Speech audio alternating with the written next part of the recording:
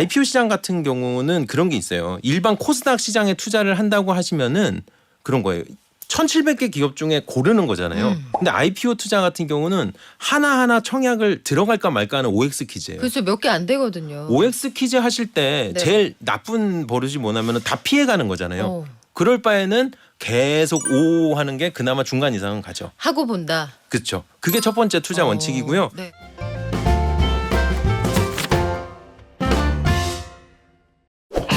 한동안 그런 때가 있었죠. IPO 기업 공개만 했다면 따상은 가야 되는 거 아니야?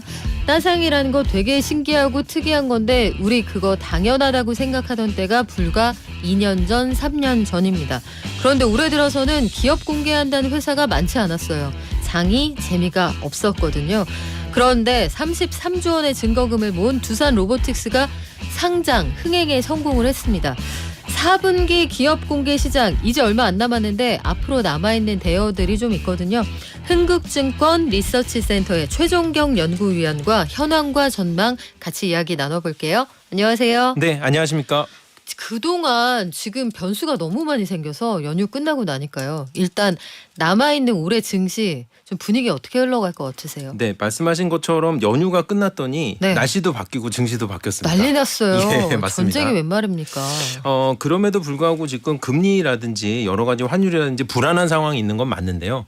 여기서 좀 더 안 좋아질 거는 좀 제한적이라고 저희도 평가를 하고 있습니다. 따라서 현재 코스피를 기준으로 현재 증시 수준에서 연말까지 뭐 큰 폭의 등락이나 혹은 큰 폭의 상승은 좀 제한적일 거라고 저희는 좀 전망을 하고 있는 상황입니다. 그러면 박스권에서 강보합, 약보합, 그냥 보합권에서 움직인다. 네, 맞습니다. 그래요. 크게 오르지도 내리지도 않는다. 네, 두산 로보틱스부터 한번 볼게요. 두산 로보틱스가 저희도 질문도 많았고 저희 뭐 1,000만 원, 2,000만 원 넣었는데 2주 받았어요. 이런 분들도 많으셨고 지난주에 상장을 했어요. 오늘까지의 주가 흐름은 어떻습니까? 기대 이하예요? 기대 수준 그 정도에 부합하는 거예요? 저는 기대 수준에 부합하다고 말씀을 드리고 있습니다. 지난 목요일에 말씀하신 것처럼 신규 상장을 해서 상장 당일에 이제 51,400원으로 거의 공모가 대비 2배로 네. 종가를 기록했고요. 사실 금요일이 중요했어요. 이제 거의 비슷한 가격으로 보합세를 유지하고 오늘 같은 경우는 제가 들어오기 직전까지 49,500원 왔다 갔다 뭐 마이너스 4, 5% 정도를 기록하고 있는데 이 정도 흐름이면 전 나쁘지 않다고 판단을 하고 있습니다. 올해 두산 로보틱스를 포함해서 지난 금요일까지 신규 상장한 기업이 전부 53개 기업인데요. 예, 그중에 주가 상승률로는 6번째이기 때문에 네. 사실 뭐 오늘 또 얘기가 반복해서 나오겠지만 시가총액 2조 3조 원의 이 상장은 지금 두산 로보틱스가 올해로는 처음이었었거든요. 네. 예, 따라서 전 좋은 성적이었다라고 평가를 하고 있습니다. 그날 사실은 두산 로보틱스 상장을 앞두고 사람들이 따따블이 가능할까? 400% 갈까? 요거 두근두근하면서 기다린 분들 많았는데 첫날 딱 상장을 해보니까 90% 넘게 오르기는 했는데 나는 눈높이가 생각보다 높았어. 이런 분들 많았거든요. 이거를 평가를 약세장에서 선방했다 이렇게 봐야 되는 거예요? 아니면 조금 힘이 부족했는데 이렇게 봐야 되는 거예요? 전 요거는 기준점의 문제라고 늘 말씀을 드리고 싶습니다. 네. 일단 저도 굉장히 놀라웠던 사실이 두산 로보틱스가 상장하고 나서 그 당일에 물론 뭐 그 종가는 2배 정도로 끝나긴 했지만 장중에 제일 최고점을 기록했던 게 플러스 160% 2.6배였습니다. 네. 그게 언급하셨던 과거 제도의 따상 가격이에요. 그렇죠. 예, 그러니까 장중에 과거 제도의 따상까지 딱 갔다가 이제 2배 정도로 이제 마무리가 된 거죠. 그거 굉장히 신기했었어요. 따라서 이런 거죠. 과거였으면은 와 두산 로보틱스가 장중에 따상까지 찍었다라고 평가받는 주식이었을 텐데 지금은 가격 제한폭이 더 늘어나면서 이제 물론 이제 기준점이 이제 기대하는 기준점이 다르기 때문에 실망하시는 분들도 있겠지만 저는 요 정도면은 좋은 때 기업으로서는 좋은 모습이었다고 평가를 하고 있고요. 또 한 가지 추가적으로 말씀드리면은 두산 로보틱스가 애초에 청구서를 접수할 때부터 시장에서 두산 로보틱스에 대한 뭐 모든 기업이 그렇지만요. 시장에 컨센서스가 이제 생기게 됩니다. 네. 이 기업은 얼마 정도로 거래가 될 것 같아요라고 이제 시가총액에 대한 컨센서스가 형성이 되는데 당시에 두산 로보틱스의 시장의 컨센서스는 약 1조 원에서 2조 원 전후였습니다. 따라서 1.6조의 공모가로 상장해서 첫날 3조 원대 초반을 기록한 두산로보틱스는 시장의 컨센서스 대비해서도 좋은 모습을 보였다고 저는 말씀을 드리고 있습니다. 꿋꿋하게 잘 가고 있다. 그래요. 그러면 앞으로 추가 상승 여력이 있을 거냐? 우리 이제는 내년도 시장까지 좀 지켜봐야 할 텐데 앞으로 전망은 어떻습니까? 두산로보틱스? 네, 두산로보틱스에 대해서는 장기적으로 저는 로봇 산업의 산업화에 주목하자고 말씀을 좀 드리고 있어요. 그래서 지금 현재 우리가 로봇 관련된 주식들에 대해서 투자자분들이 관심이 굉장히 많으신 거를 저도 알고 있는데 솔직히 말씀드리면 아직 로봇주들이 그렇게 많지는 않습니다. 따라서 시장의 그 사이즈도 그렇게 크지가 않아요. 시가총액을 합한 사이즈가. 그래서 저는 이게 사실 산업이라고 불리기보다는 현재는 테마주라고 많이 구분이 되고 있는데요. 자연스럽게 저는 산업화가 될 거라고 보고 있는 상황입니다. 일단 이번에 두산로보틱스가 상장을 했고요. 이제 이어서 상장이 기대되는 기업들이 HD 현대로보틱스라든지 하나로보틱스의 개별 상장도 계속 지금 시장에서 얘기가 되고 있는 상황이고요. 여태까지는 로봇주라고 하면 전부 코스닥에 모여 있던 상황에서 지금 또 코스피 기업이 상장을 하면서 이것도 또 좀 좋은 흐름이라고 보고 있습니다.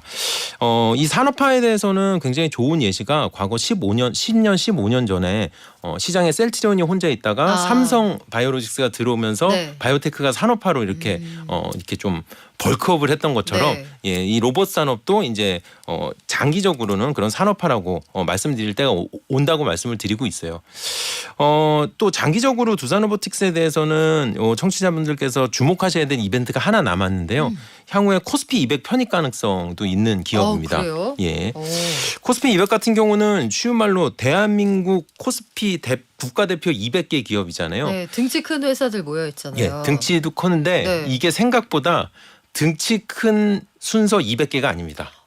등치 말고 실속을 보는 거예요. 이게 우리나라를 대표하는 산업의 얼굴이 되는 기업이냐라는 정성평가도 굉장히 중요해요. 그래요. 그게 산업의 대표성이거든요. 그래서 그러니까 코스피 200의 편입 조건이 대표적으로 세 가지인데 하나는 유동성은 당연하죠. 벤치마크에 들어가기 위해서는. 하나가 시장 대표성. 이게 언급하셨던 그 좀 등치가 커야 되고 실적이 좋아야 되는 정양평가라면은 산업의 대표성이라는 정성평가도 분명히 존재를 합니다. 아까도 언급드렸던 것처럼 대한민국의 로봇주들이 대부분 코스닥에 들어가 있는 상황에서 이 코스피에 상장한 두산로보틱스는 대한민국 로봇 산업을 대표할 수 있는 얼굴의 대표성이 있다고 판단되기 때문에 이게 12월 둘째 주에 떼어놓은 거라고 말씀드릴 수는 없지만 가능성은 있다고 말씀은 드리고 있습니다. 그래요. 근데 거기 코스피 200에 들어가면 주가에 호재가 되고 좋은 거예요?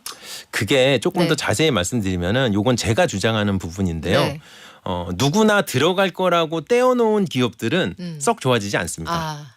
근데 좀 애매했던 기업들은 편입되게 되면 주가도 좋아지고 특히 기관 수급이 많이 좋아집니다. 그렇군요. 그러면 당연히 들어갈 거야 했다가 못 들어가면 큰일 나는 회사들이 있는 반면에 맞습니다. 두산로보틱스는 갈 수도 못 갈 수도 있는데 가면 장하다 이런 반응을 받는다. 정확히 보셨습니다. 그래요. 두산로보틱스의 신규 상장으로 모기업 두산도 이거 상장 전에도 한동안 많이 올랐잖아요. 동반해서 많이 올랐는데 지난 3, 4년 동안 자회사가 상장을 했다. 요 지주사들 주가 흐름은 그 이후에 어땠습니까? 제가 요거는 그렇지 않아도 9월 말에 저도 궁금해서 리포트를 한번 냈었어요. 집게뽕. 제가 궁금했어요. 자녀의 독립이라고 이렇게 리포트를 하는 분가해서 나가는 거죠. 정확히 보셨습니다. 분가해서 나간 거고요. 결론은 그겁니다. 자회사가 상장을 하기 전에 모회사의 주가는 상승했다가 자회사가 상장을 하게 되면 모회사의 주가는 하락의 흐름이 반복되고 있습니다. 언급하신 것처럼 2019년부터 2022년까지 코스피에 상장한 기업들이 전부 다 30개입니다.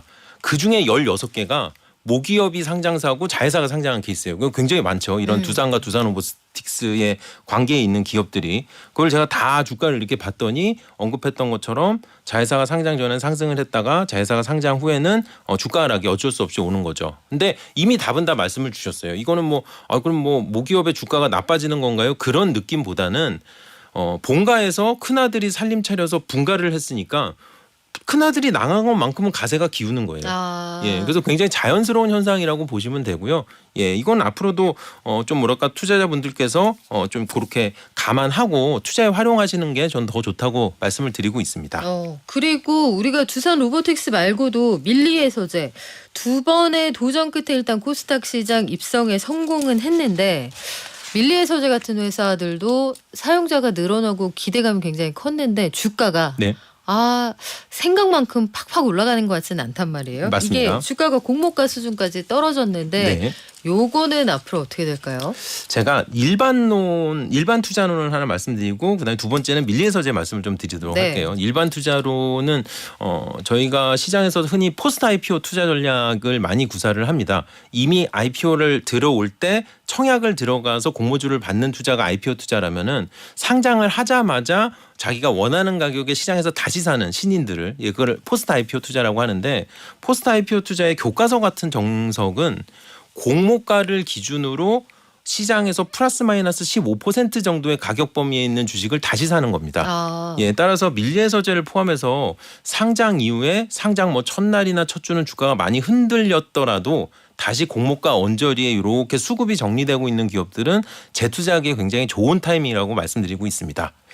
밀리의 서재 같은 경우는 제가 그렇게 말씀을 드릴게요. 시장에서 그렇게 열광할 정도로 주가가 큰 폭의 변동성을 보이거나 큰 폭의 성장을 하는 주식은 아닙니다. 왜냐하면은 청취자분들도 요즘에 미디어 플랫폼 많이 보시지 책 많이 안 보시잖아요. 그렇죠. 아무리 전자책이라고 해도. 그러려고 하는데 잘 안 되더라고요. 예, 그래서 저는 밀리의 서재에 대해서는 장기적인 좀 꾸준한 성장을 바라고 있는데요.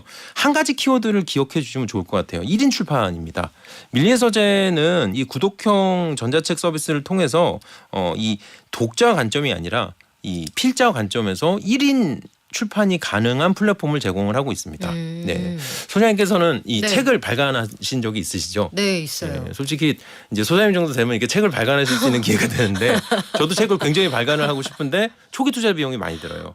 그리고 너무 힘들어요. 맞아요, 네. 많이 힘듭니다. 네. 근데 밀리의 서재를 통해서 발간을 하게 되면은 사실 기존의 책 시장보다는 출판자 입장에서는 필자 입장에서 굉장히 좀 쉬운 이 플랫폼을 탈 수가 있어요. 그래서 저도 당장은 아니지만 네. 장기적으로는 밀리의 서재에서 책을 한번 만들어 볼까 생각을 하고 있습니다. 그런 서비스에 대한 수요가 시장에 꾸준히 있습니까? 맞습니다. 그래서 유튜브를 예를 들자면 1인 방송 시대를 열었다면은 그렇죠. 밀리의 서재가 1인 출판 시대를 열 수 있는 그런 플랫폼이다라고 말씀을 드리죠. 단 주의하실 점은 1인 방송은 굉장히 핫한 시장이잖아요.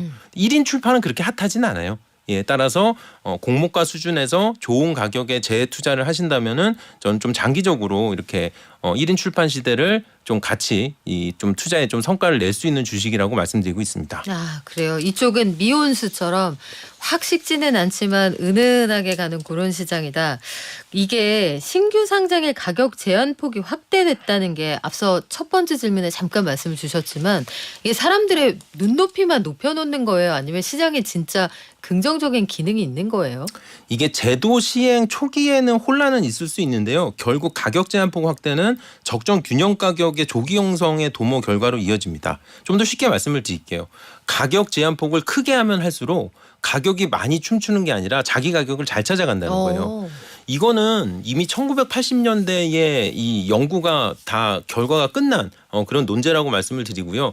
이 논제에 근거해서 지난 15년 전에 대한민국 증권시장은 플러스 마이너스 15%의 가격 제한폭을 플러스 마이너스 30%로 늘렸죠. 네. 근데 그 이후로 우리 증시가 잘못됐다는 그런 결과는 없잖아요. 따라서 선진 증시의 경우는 가격 제한폭을 확대할수록 가격이 더 안정화된다는 결과는 이론적으로 이미 나와 있습니다. 그럼 이번에 우리 IPO 시장은 왜 이렇게 된 거냐? 우리가 오늘 초기에 얘기를 나눴었는데요. 과거에는 이제 따상이라는 현상이 있었습니다. 그쵸. 이제 굉장히 안 좋은 시장 왜곡 효과인데 공모가 대비 주가가 하루 만에 2.6배가 되는 거잖아요. 금융당국에서 그 현상을 이거는 시장의 기능이 잘 작동하지 못하는 가격 왜곡이다라고 네. 판단을 하고 그를 막기 위해서 가격 제한폭을 늘려버린 거죠. 그래서 두산로보틱스 예를 다시 말씀을 드릴게요. 이건 가정이긴 하지만 과거의 제도였다면 장중 기록했던 2.6배의 따상 가격이 종가로 끝났을 수도 있습니다. 그러네요. 네. 근데 이제는 가격이 막 자유롭게 춤을 추니까 자기 가격 찾아서 요렇게 장중에 내려왔다고도 평가할 수 있습니다. 현재 6월 말 이후에 상장한 20여 개 기업들의 가격을 이렇게 제가 쭉 추적을 해봤더니 이게 레퍼런스가 쌓일수록 종가 첫날 종가도 점점 낮아지고 있고요. 예, 첫날 가격 변동폭도 조금씩 이렇게 좀 줄어들고 있는 게 확인이 되고 있어서 장기적으로는 시장의 좀 가격 안정으로 저는 이어질 거라고 생각하고 있습니다. 혹시 우리 증시가 올해 너무 힘이 없어서 그런 건 아니에요? 더 힘이 없을 때 시작을 했잖아요. 아, 예. 그러네요. 또 하나는 제가 이 따따블 제도에 대해서는 언론이라든지 투자자분들께 꼭 당부드리고 싶은 말씀이 있었어요. 네. 그게 뭐냐면은 예를 들어서 내가 살고 있던 아파트를 부동산에 내서 집을 팔았는데 네. 5억에 팔았어요. 네. 근데 다음 매수자가 그걸 하루 만에 20억에 팔아버립니다. 그럼 그게 과연 좋은 부동산 시장이라는 거죠. 아니요. 절대 아니죠. 속상한 부동산 굉장히 시장이죠. 속상하죠. 네. 예. 그러니까 내 집이 하루 만에 남의 손에서 4배가 되면은 그게 큰일 나는 시장인데 남의 회사가 하루 만에 기업 가치가 4배가 되면 그게 정상적인 증신이라는 거죠. 그럼 집 한 집은 무조건 싸움 나는 거죠. 이제. 부동산 가만 안 냅두죠. 그렇죠. 그래요. 그리고 우리 밀리의 서재까지 봤는데 서울보증보험이라는 회사도 우리가 연말에 굉장히 기대감을 가지고 있는 회사예요. 국내 최대 종합보증사인데 이 회사도 몸값 한 3조 원 받을 수 있다 이렇게들 예상을 합니다. 지금 보시기에 어떻습니까? 일단 지금 기관 수요 예측을 앞두고 있고요. 언급하신 것처럼 시가총액은 2.8조에서 3.6조 원의 밴드 가격으로 기관 수요 예측을 해야 되는데 일단 14년 만에 상장하는 공기업이라는 의미가 있습니다. 예, 그래서 공모 규모 자체는 상단이 3,617억이니까 4,200억을 공모한 두산 로보틱스보다는 좀 작고요. 시가총액은 훨씬 크죠. 네. 1.6조에 상장한 두산 로보틱스보다는. 다만 다시 말씀드리지만 시장 컨센서스가 서울보증보험 같은 경우는 약 3조 원대 전후로 이렇게 형성이 되어 있었어요. 그러면 연구원이 그러면 비슷한 거 아니에요라고 여쭤볼 수도 있지만 근데 여기서 다시 한번 말씀드리지만 공기업이잖아요. 네. 공기업은 좀 싸야죠. 아. 예. 저희가 시내에서 공영주차장 가면은 당연히 가격이 쌀 거라는 기대를 하잖아요. 공기업이 나쁘다는 게 절대 아니에요. 주가에도 그런 게 있어요. 디스카운트가? 물론입니다. 예, 공기업 디스카운트가 있죠. 네. 게다가 이 서울보증보험 같은 경우는 대주주인 예보가 이번에 상장을 하면서 나오는 공모 물량이 전량 구주 물량입니다. 예, 따라서 신주보다는 구주가 좀 불리한 점이 있거든요. 여러 가지를 감안했을 때 공기업은 나빠서 그런 게 아니라 공기업이기 때문에 살짝 싸야 됩니다. 그 점에 있어서는 솔직히 조금 아쉬운 부분이에요. 아, 그래요. 그 공기업은 주가에서도 약간 디스카운트가 있다. 오늘 또 하나 배워가는데 우리 그 등치가 큰 친구들 말고 상장을 앞두고 있는 기업들 중에서 우리가 또 눈여겨볼 만한 친구들이 있다. 어떤 기업들이 있습니까? 일단 오늘 저희가 서울보증보험까지는 얘기를 했는데요. 네. 그러니까 두산로보틱스의 상장이 조금 의미가 있었던 게 생각보다 지금 10월 됐는데 두산이 2호였어요. 코스피. 네. 그러니까 3호가 서울보증보험이고요. 오. 4호가 에코프로 머티리얼즈가 남아 있습니다. 예, 에코프로 머티리얼즈는 시가총액이 2.6조에서 3.3조, 공모가액이 상단이 6,700억 가까이 되니까 네. 사실 올해 최대 물량이라고 할 그러네요. 수가 있습니다. 예, 그래서 그게 하나 남아 있고요. 또 하나는 이제 코스닥으로는 신성 ST라는 신성 델타테크의 2차 전지 부품주가 하나 남아 있고요. 퀄리타스 반도체나 에이징랜드 요즘에 굉장히 인기가 좋은 팹리스 기업들 기다리고 있고요. 에코아이라고 하는 그 탄소 배출권을 좀 관리하는 판매하는 그런 회사가 상장을 앞두고 있기 때문에 지금 코스닥 같은 경우는 오히려 시장 상황 대비 IPO 시장이 굉장히 좋은 분위기입니다. 그래요. 코스닥은 아직 정중동 상태인 줄 알았는데 정이 아니었군요. 시끄럽게 움직일 예정이다. 우리 마지막으로 IPO 공모주에 투자할 때 사실 그냥 우르르 몰려갈 때 많아요. 네네. 아, 그거 한다면서 며칠이라면서 네네. 주의할 점이 있을 것 같은데요. 제가 일반 투자자분들한테 늘 말씀드리는 IPO 투자자의 조언이 있습니다. 일단 언급하신 것처럼 기본적으로 우르르 다 들어가는 건 맞아요. 맞아요. 예, 다 들어가야 돼요. 밥 먹을 때 다 얘기하거든요. 맞습니다. 이게 이 IPO 시장 같은 경우는 그런 게 있어요. 일반 코스닥 시장에 투자를 한다고 하시면은 그런 거예요. 1,700개 기업 중에 고르는 거잖아요. 근데 IPO 투자 같은 경우는 하나하나 청약을 들어갈까 말까 하는 OX 퀴즈예요. 그렇죠. 몇 개 안 되거든요. OX 퀴즈 하실 때 네. 제일 나쁜 버릇이 뭐냐면 다 피해가는 거잖아요. 어. 그럴 바에는 계속 오 하는 게 그나마 중간 이상은 가죠. 하고 본다. 그렇죠. 그게 첫 번째 투자 원칙이고요. 네. 두 번째는 집중적으로 전략주는 좀 비싸게 사야 됩니다. 오. 그게 예를 들어서 뭐 로봇주라든지 네. AI주라든지 아니면 반도체 팹리스라든지 그렇게 그 시대를 이렇게 좀 이끌어가는 주식들은 약간 좀 전략주로 그렇게 분류를 하셔야 되고요. 그 다음에는 기관 수요 측이 나오고 개인 청약이 들어가잖아요. 그쵸. 기관 수요 측 믿지 마세요. 예, 기관들 그렇게 잘 못 봐요 주식. 그동안 믿었단 말이에요. 아니요. 거꾸로 가는 경우도 굉장히 많고요. 진짜요? 예, 기관이 늘 정답이 아닙니다. 나보단 낫겠지 했는데. 예, 개인보다는 나을 수는 있지만 네. 정답은 아닙니다. 그래요? 예, 그 다음은 상장하고 나서 급등주와 급락주 쫓아가면 안 됩니다. 오늘 이미 말씀을 드렸는데요. 네. 상장하고 나서 재투자하시는 거는 공모가 언저리에서 한 플러스 마이너스 15% 마음이 넓으신 분들은 공모가 언저리에서 플러스 마이너스 30% 정도 밴드를 잡아서 투자하시면 좋고요. 마지막으로는 상장하고 1년 동안은 항상 공모가가 얼마인지를 놓고 계산을 하시는 게 좋아요. 오늘 뭐 얘기 많이 나왔던 두산 네. 로보틱스를 기준으로는 26,000원을 기준으로 이 회사의 주가가 현재 어디 와 있는지 어제 종가뿐이 아니라 그것도 네. 항상 계산해서 재투자를 들어가시는 거를 추천드리고 있습니다. 아, 그때 내가 봤던 그 굉장히 높았던 그 가격이 아니라 공모가를 기준으로 봐라. 알겠습니다. 오늘은 투자하는 마음가짐까지 다시 한번 정비를 하게 되네요. 오늘 말씀 여기까지 들을게요. 지금까지 흥국증권 리서치센터의 최종경 연구위원이었습니다. 고맙습니다. 감사합니다.